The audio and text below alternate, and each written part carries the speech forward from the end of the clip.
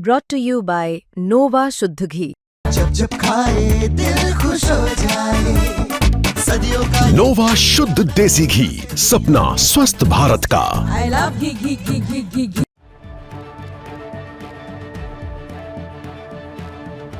8वें वेतन आयोग को लेकर सरकार ने ही चर्चा शुरू की थी, लेकिन ये चर्चा शुरू हुई थी इस साल जनवरी में। ऐलान था कि 1 जनवरी 2026 से 8वें वेतन आयोग की सिफारिशों के हिसाब से केंद्र सरकार के कर्मचारियों की सैलरी इंक्रीमेंट के साथ रिस्ट्रक्चर होगी। साल खत्म होने वाला है, लेकिन वेतन आयोग को लेकर तब से सरकारी कार्रवाई 1 इंच भी आगे नहीं बढ़ी। संसद में वित्त राज्य मंत्री पंकज चौधरी ने इतना ही कहा कि सरकार सभी पक्षों से बात कर रही है। न वेतन आयोग बना, न टर्म्स ऑफ रेफरेंस नोटिफाई हुए, खूब अटकलें, अनुमानों का सिलसिला जारी है कि वेतन आयोग से ये हो जाएगा, वो हो जाएगा। सुभाष चंद्र गर्ग मोदी सरकार में बड़े पद पर रहे, वित्त सचिव रहे, वित्त मंत्रालय ही वेतन आयोग से जुड़े मामले देखता है। सुभाष चंद्र गर्ग अब सरकार में तो नहीं है, लेकिन द ट्रिब्यून में उन्होंने वेतन आयोग को लेकर लंबा चौड़ा आर्टिकल लिखा है। सुभाष चंद्र गर्ग ने 8वें वेतन आयोग को लेकर बड़ा खुलासा किया है कि केंद्र सरकार के कर्मचारियों की सैलरी पेंशन तो बढ़ सकती है, लेकिन जरूरी नहीं कि वो वेतन आयोग के जरिए हो। गर्ग ने भविष्यवाणी की है कि हो सकता है सरकार वेतन आयोग बनाए ही नहीं। प्रधानमंत्री नरेंद्र मोदी खुद कर्मचारियों के 10 से 15% सैलरी इंक्रीमेंट का ऐलान कर दें। सुभाष चंद्र गर्ग लंबे समय से ये कह रहे हैं कि हो सकता है कि वेतन आयोग बने नहीं, सरकार कोई पे पैकेज देकर कर्मचारियों की सैलरी बढ़ाने का इंतजाम करे। न्यूज तक के मंच कार्यक्रम में सुभाष चंद्र गर्ग ने भी बताया था कि चीजें वेतन आयोग की ओर नहीं बढ़ रही हैं। आपको एक सवाल अब ये पूछना चाहिए कि भाई पे कमीशन क्यों नहीं बन रहा।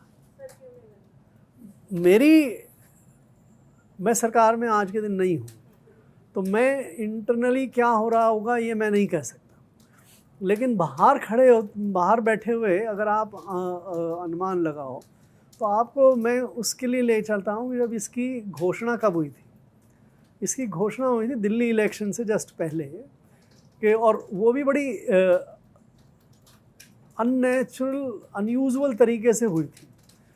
वो जो अश्विनी वैष्णव मिनिस्टर हैं, उन्होंने एक ट्वीट किया और ये कहा कि भाई इस पे विचार हुआ था आज कैबिनेट में और सरकार ने ये निर्णय लिया है कि इसके बारे में ये पे कमीशन बनाया जाएगा। लेकिन कोई निर्णय कैबिनेट में हुआ है इस बात का कोई प्रमाण नहीं।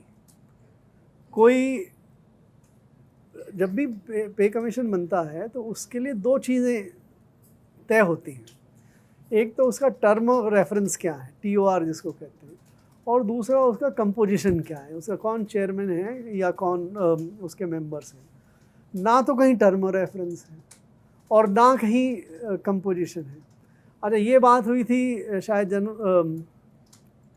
जनवरी फरवरी में हुई थी ये बात, जब ये अनाउंसमेंट हुआ। उसको भी 3-4 महीने निकल गए, अभी भी कहीं नहीं है, कोई बात ही नहीं है। तो मेरे को ये लग रहा है, और अब तो आज आप अगस्त में बैठे हैं, 1 जनवरी जिस पे कमीशन लागू हो जाना चाहिए, उस पे कमीशन उस दिन तक बनेगा या नहीं बनेगा, कॉन्स्टिट्यूट होगा या नहीं होगा, इस पे भी संदेह है आज के दिन। मेरा अपना इस समय अंदाज़ा ही है, तो मैं अंदाज़ा ही लगा सकता हूँ। मेरा अंदाज़ा ये है कि शायद सरकार पे कमीशन बनाए बिना कोई पे पैकेज देना चाहती है कि भाई हमने दिया, पे कमीशन को की क्या ज़रूरत है, राइट। ये शायद एक थॉट हो सकता है। सही है या नहीं है अभी हम नहीं कह सकते, समय बताएगा। अगर सुभाष चंद्र गर्ग की थ्योरी सही है तो हो सकता है देश में आगे कोई वेतन आयोग बने नहीं। अब तक 7 वेतन आयोग बने। पिछला वेतन आयोग 2016 में बना था।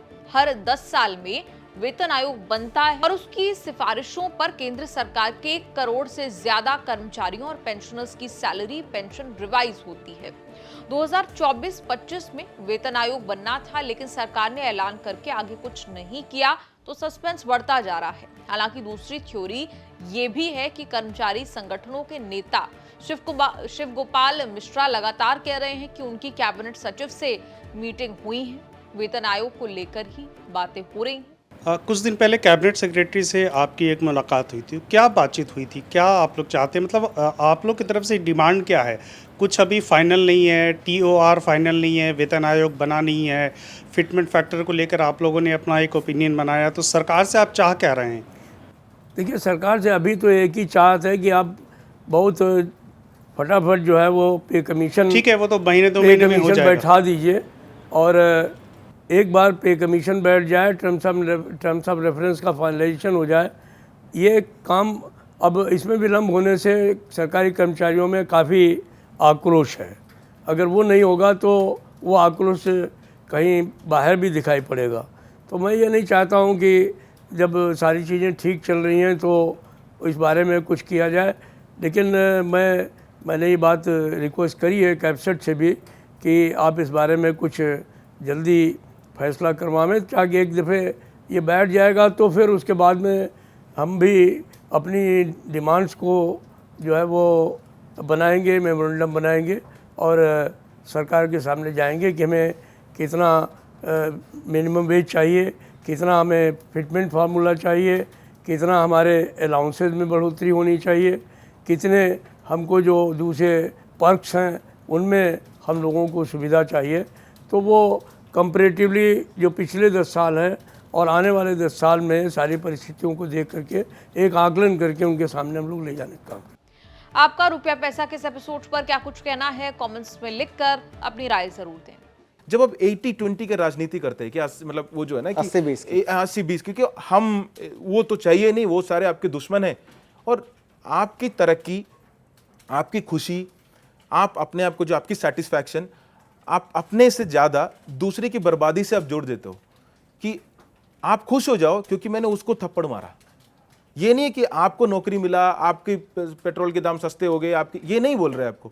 ये कह रहे हैं कि आपकी तो दाम बढ़ेंगे, आपकी तो नौकरी नहीं मिलेगी, आपको मुश्किलें तो बढ़ेंगी सारे, पर आप खुश हो जाओ क्योंकि हमने उसको 2 थप्पड़ और मारा है। तो ये जो उन किसी और की बर्बादी में अपनी खुशी ढूंढने की जो पॉलिटिक्स है ना, वो चल रही है। तो उसमें क्या है, कौन है जिनकी बर्बादी आप देखना चाहते हैं, वो कंटिन्यूअसली पुश करना जरूरी है। अपनी तरक्की से आपको अलग कर रहे हैं, इसीलिए विलन खोजा जा रहा है वहां पर। विलन कंटिन्यूअसली पॉलिटिक्स में विलन, तो अब तो वही एक विलन है। कितनी मुश्किलों से ये अधिकार हमें मिला है, नागरिक होने का अधिकार, सवाल पूछने का अधिकार। मैं उम्मीद करता हूं कि हमारे दर्शक इस बात की गंभीरता को समझेंगे। इस बात को आगे बढ़ाते हुए मैं सवाल लेता हूं कि आपके पास ऑप्शन तो बहुत सारे थे ना, राजनीति में आने के आपके पास ऑप्शन बहुत सारे थे, पर आपने एक हारता हुआ नेता को चुना है, जो नेता लगातार हार रहा है, वर्षों से हार रहा है। बीजेपी उसको पप्पू कहती है।